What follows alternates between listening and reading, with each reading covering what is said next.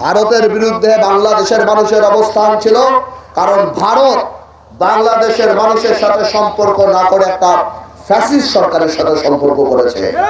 ভারত গত 15 বছর জনগণের সাথে কোনো সম্পর্ক নাই এমন একটা রাজনৈতিক দলের সম্পর্ক করে ভারত বাংলাদেশের মানুষের মন থেকে উঠে গিয়েছে। অথচ ওনারা সেই ভারতের সাথে গোপনে মিটিং করে আবার সেটা মিডিয়ার সামনে বলে যে আমাদেরকে ভারত বলতে মানা করছে। তাহলে চিন্তা করেন তারা রাজনীতির জন্য কোথায় কোথায় যেতে পারে।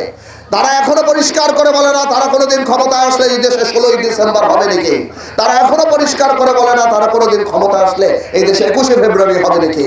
তারা কোনোদিন বলে না এই দেশে কোনোদিন ক্ষমতা আসলে দুর্গা পূজা হবে নাকি। এই দেশে যেভাবে মুসলমান হিন্দু পাশাপাশি থাকে তারা কোনোদিন ভেঙে বলে না যে আপনার বাড়িতে গান বাজতে পারবে নাকি, কারো বাড়িতে কোনো অনুষ্ঠান হতে পারবে নাকি, এই দেশে পূজা হতে পারবে নাকি, এই দেশে পহেলা বৈশাখ হতে পারবে নাকি। তারা কোনোদিনও বলে না।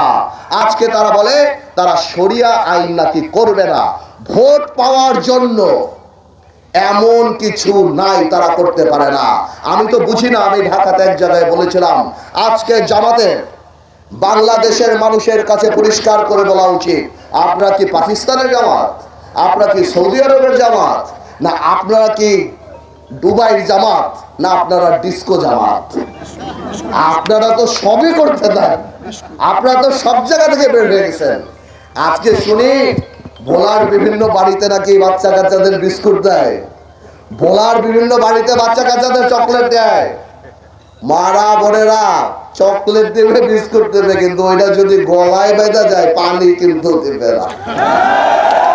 ওই চকলেট আর বিস্কুট খেয়ে বাংলাদেশের মানুষ আপনাদেরকে বিশ্বাস করে না। বাংলাদেশকে চালানোর মতো আপনাদের ওই অভিজ্ঞতা নাই। বাংলাদেশকে চালানোর জন্য আপনাদের ওই নেতৃত্ব নাই।